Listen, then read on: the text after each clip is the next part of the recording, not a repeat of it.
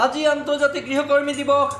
আজি আন্তৰ্জাতিক গৃহকৰ্মীসকলে দীৰ্ঘদিনে পাই অহা অসুবিধা আৰু প্ৰবঞ্চনাৰ পৰিপ্ৰেক্ষিতত গৃহকৰ্মী অধিকাৰ সুৰক্ষা সমিতিৰ উদ্যোগত মহাপুৰুষ শংকৰদেৱ কলাকৃষ্টি গৱেষণা কেন্দ্ৰ প্ৰেক্ষাগৃহত গৃহকৰ্মী দিৱস উদযাপন কৰে।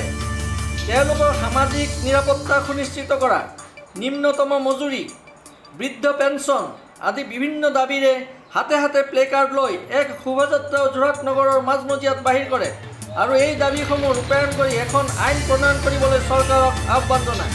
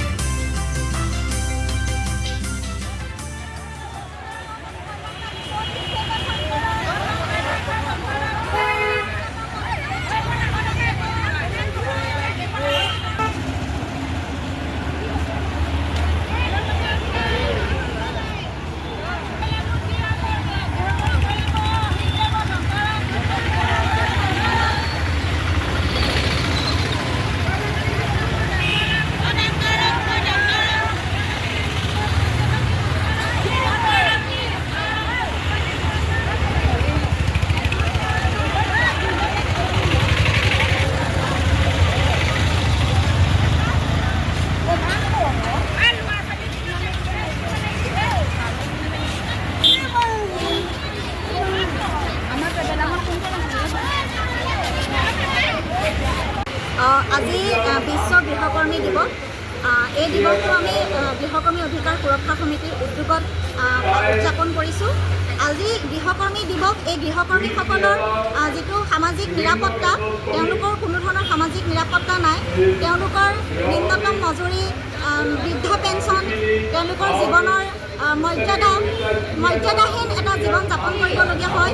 গতিকে এই গৃহকৰ্মীসকলৰ যিটো এটা বৃহৎ শক্তি, বৃহৎ শ্ৰম শক্তি, এই শ্ৰম শক্তিটোক সামাজিকভাৱে স্বীকৃতি দিবৰ বাবে, আইনসন্মত ব্যৱস্থাকৰণ কৰিবৰ বাবে আজি এই দিৱসটো আমি উদযাপন কৰিছোঁ। গৃহকৰ্মীসকলৰ কোনো ধৰণৰ নিৰাপত্তা নথকাৰ বিষয়টো সুপ্ৰিম কোৰ্টেও ইতিমধ্যে সুপ্ৰিম কোৰ্টৰ দৃষ্টিগোচৰলৈ আহিছে। যিটো এটা গোচৰৰ অধীনত যোৱা 29 জানুৱাৰী তাৰিখে সুপ্ৰিম কোৰ্টে এটা অৰ্ডাৰ দিছে যে গৃহকৰ্মীসকলৰ নিৰাপত্তাৰ বাবে ভাৰত চৰকাৰে অনতিবিলম্বে আইনসন্মত ব্যৱস্থা গ্ৰহণ কৰিব লাগে। তো আমি আজি মূলতঃ দাবী জনাইছোঁ যাতে সুপ্ৰিম কোৰ্টৰ অৰ্ডাৰটো মানি ভাৰত চৰকাৰে অতি শীঘ্ৰে গৃহকৰ্মীসকলৰ সামাজিক নিৰাপত্তাৰ আইন বলবৎ কৰে। সামাজিক নিৰাপত্তা আইনৰ অধীনত গৃহকৰ্মীসকলৰ কল্যাণকামী বোৰ্ড গঠন কৰে, যাৰ জৰিয়তে আমাৰ যিটো মূল দাবী, গৃহকৰ্মীসকলৰ ন্যূনতম মজুৰি নিৰ্ধাৰণ হ'ব লাগে, গৃহকৰ্মীসকলৰ বাসস্থানৰ ব্যৱস্থা হ'ব লাগে, গৃহকৰ্মীসকলৰ বৃদ্ধ পেঞ্চন থাকিব লাগে, গৃহকৰ্মীসকলৰ ল'ৰা ছোৱালী শিক্ষাবৃত্তি থাকিব লাগে, তেওঁলোকৰ ভৱিষ্যতৰ নিশ্চয়তা থাকিব লাগে, সামাজিক মৰ্যাদা থাকিব লাগে আৰু এটা মৰ্যাদাসম্পন্ন জীৱন যাপন কৰিব পৰাকৈ সকলো ধৰণৰ ব্যৱস্থা গ্ৰহণ কৰিব পৰাকৈ এখন আইনৰ ব্যৱস্থা হওক, আমি তাকে আজিৰ দিনটোত দাবী জনাইছোঁ।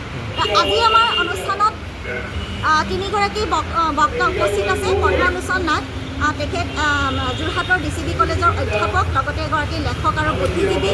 বন্দিতা মীনা, পূৰ্ব ভাৰতীয় এডুকেশ্যনেল ট্ৰাষ্ট আৰু ওমেন ইন গভৰ্নেন্সৰ তেখেত কৰ্মী, মহিলা অধিকাৰৰ লগত সদায় জড়িত। সুনীল বৰুৱা, চিটুৰ পৰা centre of trade union centre Jorhat জিলাৰ সভাপতি, তেখেত উপস্থিত আছে। তেখেতসকলে গৃহকৰ্মী অধিকাৰৰ লগত ওতঃপ্ৰোতভাৱে জড়িত আৰু আটাইকেইগৰাকীয়ে গৃহকৰ্মী অধিকাৰ সংগ্ৰামখন শক্তিশালী কৰিবৰ কাৰণে সমৰ্থন জনাই আহিছে, তেওঁলোকৰ বক্তব্য ৰাখিছে। আজিৰ অনুষ্ঠানত প্ৰায় 200ৰো অধিক গৃহকৰ্মী উপস্থিত আছে, নিৰ্মাণ শ্ৰমিক উপস্থিত আছে। সকলোৱে গৃহকৰ্মী অধিকাৰ সুৰক্ষা সমিতিখনক শক্তিশালী কৰিবৰ কাৰণে সমৰ্থন জনাইছে আৰু সকলোৰে সহযোগত আজি গৃহকৰ্মী দিৱসত গৃহকৰ্মীসকলৰ যি দাবী, এই দাবী ফলপ্ৰসূভাৱে যাতে পৰিপূৰ্ণ হয়, চৰকাৰে যাতে গৃহকৰ্মীৰ দাবীখিনি মানি লয়, সেই আপাহতে অসম চৰকাৰৰ বিশেষকৈ মাননীয় মুখ্যমন্ত্ৰীলৈ আমি আহ্বান জনাইছোঁ যাতে অতি শীঘ্ৰে অসমত গৃহকৰ্মী কল্যাণকামী বৰ্ড গঠন কৰে আৰু গৃহকৰ্মী সামাজিক নিৰাপত্তা আইনখন অতি শীঘ্ৰে বলবৎ কৰে। ব্যুৰো ৰিপৰ্ট, মায়া নিউজ।